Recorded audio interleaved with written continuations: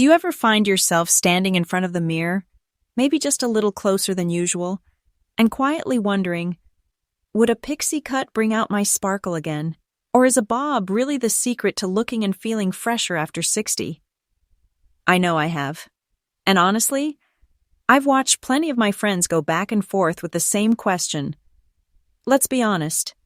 Most of us have tried at least one of these styles over the years, hoping it would be a shortcut to feeling younger, or just make mornings a bit easier. But if you've ever gone in for a big change and walked out feeling a bit, well, underwhelmed, you're definitely not alone. At this stage in life, picking a short haircut isn't as simple as just chopping it all off. There's more to it, especially when your hair starts thinning and your features soften with time. From all my years sitting in salon chairs and swapping stories over coffee, what stands out most isn't just the style itself. It's how a great cut can give thinning hair a boost or highlight your favorite features. Sometimes, even help you see yourself in a whole new way. So in this video, I want to share what I've learned about Pixie and Bob cuts, their own little kinds of magic. By the end, maybe you'll feel a bit more confident about which one could be your best friend. Before we really dive in, which style do you think would suit you? Take a second, jot it down, or share below. I always love hearing what people guess. Ready? Let's start by clearing up the biggest myth about short hair after 60, one that nearly everyone gets wrong.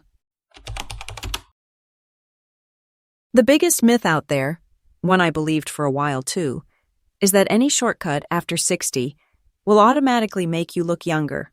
If only it were that easy, right? The truth is, not every short style works for everyone.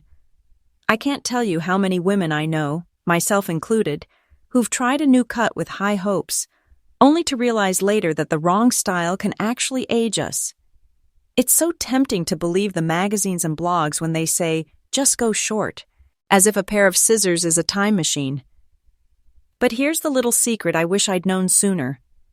The most important thing isn't just the length. It's how that cut fits with your own hair texture and features. And as we get older, our hair often gets thinner, our jawlines soften, and, well, I'll admit, I've had to learn to accept those changes too. Even the classic bob can miss the mark if the length isn't right. Sometimes it lifts, sometimes it drags the face down. I've admired a friend's haircut, tried something similar myself, and felt surprisingly disappointed. Maybe you've had the same experience. So let's get practical. Next, I'll talk about which hair textures and face shapes make the pixie or the bob your best ally, at least from what I've seen and tried. This is where the real transformation begins. You might be wondering, okay, so what does make the difference? In my experience, it all comes down to texture and face shape.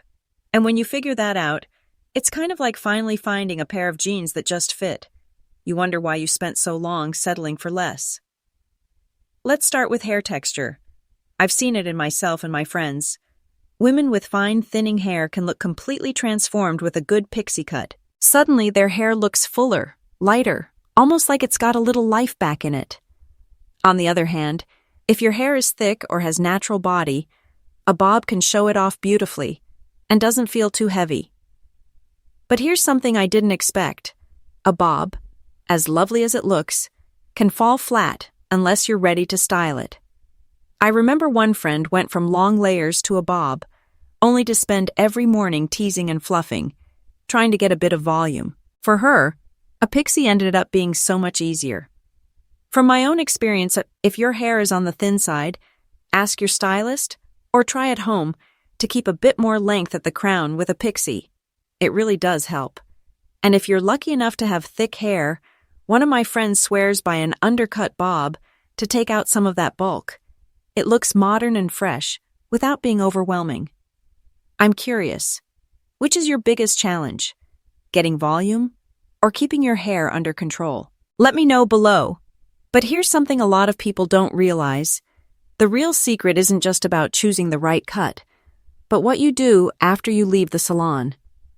There's one simple habit I picked up, almost by accident, that completely changed how my hair looks day to day. Most people skip it, and honestly, it makes all the difference. I'll share exactly what that is in just a minute. First, though, let's talk about those little worries we all have about looking too old or too severe with a shortcut. If you're anything like me, and most women I know, there's always that little worry in the back of your mind. What if a pixie makes me look too harsh? Or what if a bob just feels a bit, well, too safe, or even a bit outdated? I remember the first time I went short. I spent weeks wondering if I'd look strict, or worse, older than before. We get fed a lot of stories about these styles. Bobs are called the safe option, but sometimes that safety doesn't feel very exciting. Pixies have a reputation for being bold, or for needing more styling than most of us want to do every morning. But the truth is, both can be softened and made your own. It's all in the details. A pixie with soft, wispy edges or side-swept bangs can be flattering and gentle, nothing severe or sharp, just a bit playful. And a chin-length bob can add some shape and structure, especially if your jawline has softened over time. Mine certainly has. Just a little tweak here or there can make such a big difference. Have you ever hesitated to try a style because you were worried it might make you look older? I know I have, and I've heard that from plenty of friends too. But next, I want to share a few real-life examples, including one from a certain celebrity you probably know, just to prove these classic cuts are anything but old-fashioned when they're done right. Let's bring these ideas to life by looking at women who've truly made Pixies and Bobs their own. I always feel like real-life examples are worth so much more than all the Pinterest inspiration in the world. Take Kris Jenner, for example. Even if you're not a big TV watcher, you probably recognize her short, sharp style. She's made the Pixie Bob almost iconic. And the reason it works? It's not just short for the sake of being short. It suits her face so well, really lifting her features and giving her that lively, youthful spark. I actually took her photo with me to my own stylist once, just to see if something similar would work for me. Suddenly going short didn't feel so scary. And it's not just celebrities. I've seen friends go through real transformations too, where their hair used to drag their faces down, but with the right cut, it was like their whole look just opened up. That before and after feeling, it never gets old, no matter how many times you see it. Here's a tip that's helped me. If you see a cut you love on someone, celebrity or just a friend, bring that photo along to your next hair appointment. Ask, do you think this would work for my face? Sometimes all it takes is a tiny adjustment, a bit more lift, a softer edge, to really make it yours. Who inspires your hair choices? I'd love to know. Up next, I want to talk about something I wish someone had told me sooner. How to keep that fresh cut feeling day after day without turning your bathroom into a full-time salon. Even with all this inspiration, let's be real. Nobody really tells you about the real upkeep until you're there in front of the mirror, wondering why your new cut isn't as effortless as you'd hoped. I used to believe that going short meant my hair would basically take care of itself. If only. I learned the hard way that if I skipped trims, things went downhill fast. My cut lost its shape, and suddenly, those easy mornings were gone.